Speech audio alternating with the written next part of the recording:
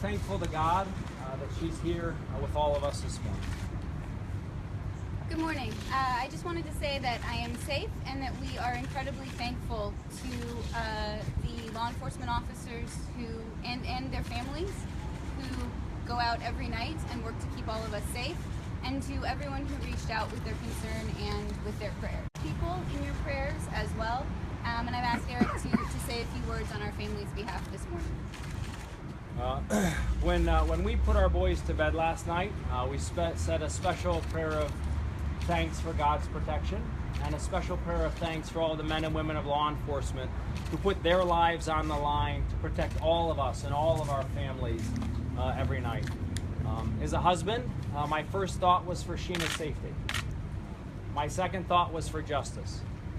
And I'm glad that the men and women of law enforcement found these young men before I did. These young men victimized many people last night, and they need to face the justice system for what they did. Law and order must prevail. It must prevail in all of our communities. I also recognize that we have a choice to make here in the state of Missouri. If we continue down our current path, we'll continue to lead to more disorder, more lawlessness, more chaos, people living farther and farther apart from each other, divided by fear.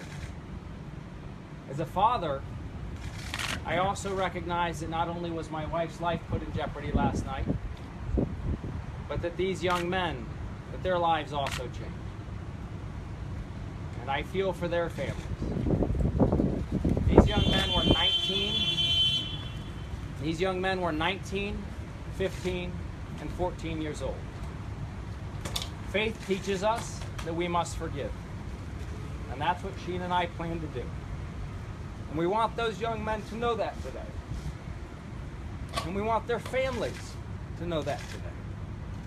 And I plan to sit down with their mothers and their families to discuss what we can do together to make sure that every family and every community in the state of Missouri knows that they can go home at night and look at their kids and know that they'll be safe.